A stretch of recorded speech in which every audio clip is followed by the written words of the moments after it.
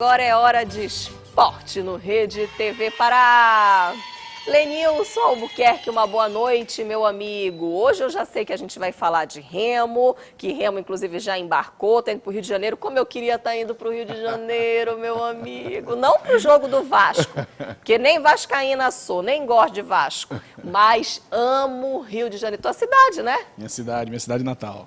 Tua cidade natal e ô cidade linda, ó. Belém e Rio de Janeiro estão assim, ó, pau a pau. É verdade. Né? O paraense e o carioca se dão muito bem. É por isso que eu me dou muito bem bem nessa cidade. Sou muito bem recebido aqui. Verdade. E assim, eu até comentava outro dia, Lenilson, eu vou te contar rapidinho essa, que a gente falava de coisas em que os cariocas e paraenses são parecidos.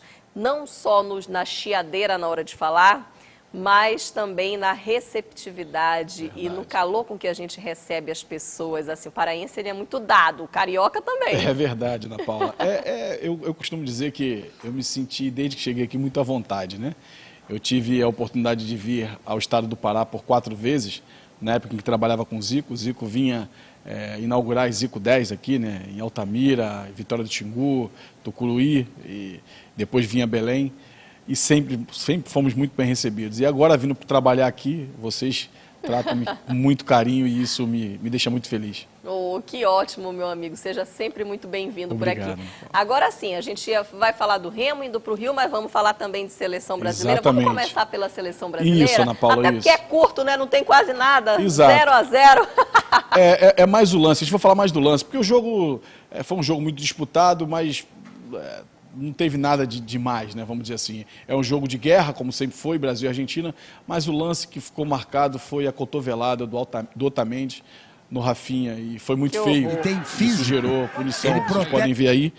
E a Conmebol puniu o árbitro de campo, o Andréas Cunha, e o Esteban Ostojic. Os dois são uruguaios e os dois foram punidos por não terem usado, ou seja, o cartão vermelho, o árbitro, e nem o VAR ter chamado para poder mostrar um crime que foi feito ontem. O garoto tomou 5 pontos, o Rafinha, após a cotovelada, ficou sangrando praticamente o Nossa, jogo todo mas que teve foi em campo. feio mesmo, né? Foi. É assim, hoje em dia você não tem mais como fazer entradas como essa e não ser vista, porque quando eu jogava futebol eram 3 câmeras, agora são 24, 25, 30 câmeras. E tem a questão do VAR. Mas não justifica também, né, Ana Paula? É um companheiro de profissão e toda vez que joga Brasil e Argentina sempre foi essa guerra. É verdade, né? Não, eu nunca vou aqui querer apoiar a violência, mas na época que tinha Romário, Zico, Edmundo, essa rapaziada aí que jogava, Roberto Carlos, não era assim, porque se acontecesse uma coisa como essa, o tempo fechava. Com certeza. Fechava, né? Mas deixa eu te dizer uma coisa, Lenilson.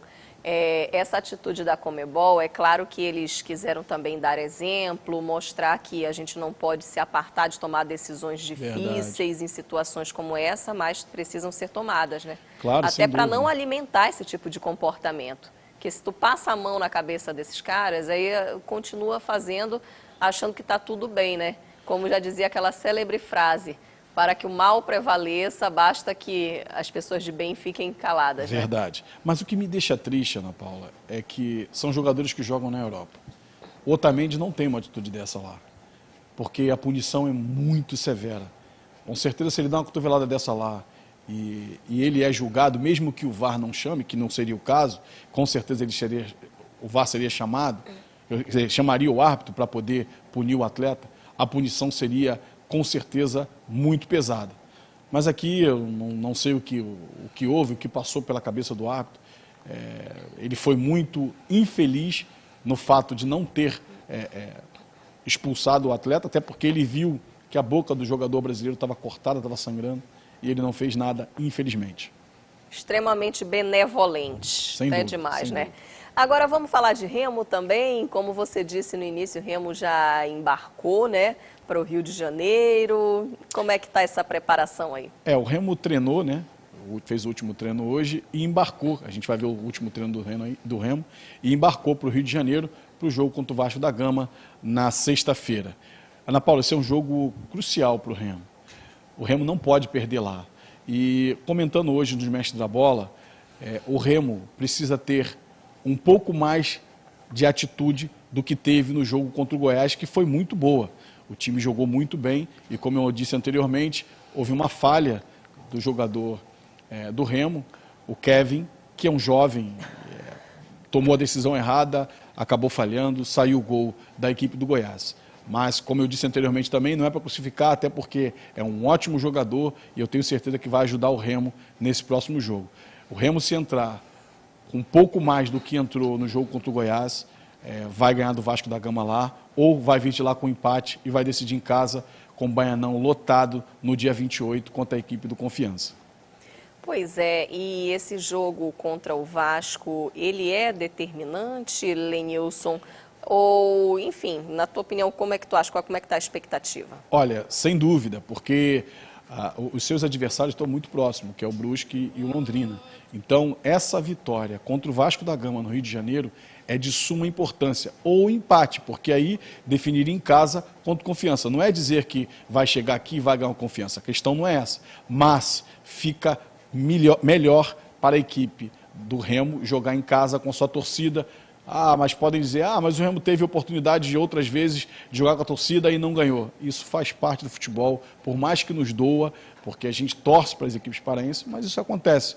Mas isso não quer dizer que isso vai se repetir contra a equipe do Confiança. E nós temos que ter confiança para vencer o Confiança.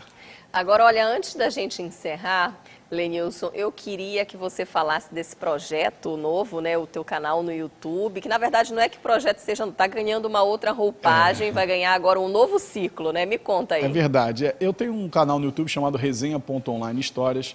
Ele começou lá em Portugal, né, no começo da pandemia, e eu tive a oportunidade de convidar alguns amigos, pessoas que até me surpreenderam pelo carinho que tem por mim, como o Roberto Dinamite, o Valdo, que jogou na Seleção Brasileira também, Giovanni, o Sebastião Lazzaroni, Edu Coimbra e tantos outros maravilhosos que me deram o privilégio de estar participando comigo de uma resenha.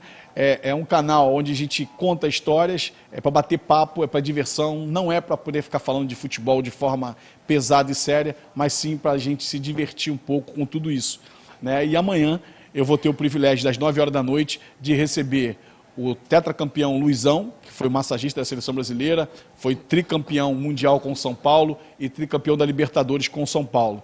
O mestre Wilton Santos, que é o mestre dos mestres, que é mestre de todos eles, e o Gaúcho Pedroso, que trabalhou muitos anos no mundo árabe, trabalhou no América e outros clubes. Ou seja, esses caras eu sei que tem muita história para contar, e quem assistir vai ficar satisfeito. Então, entra lá, curte, compartilhe e participe com a gente. Então pronto, só para a gente finalizar, qual é o nome do canal? Resenha.online Histórias. Resenha.online Histórias. Exatamente. Procura lá no YouTube que você vai encontrar e vai curtir e escutar essas histórias que são sempre boas, né? O melhor de tudo é a história e a narrativa das pessoas que viveram esses momentos, né? Tá certo, então muito obrigada, viu, Lenilson, pela participação aqui. A gente volta a se encontrar amanhã, tá ok? Eu que agradeço, Ana Paula, uma boa noite. Obrigada.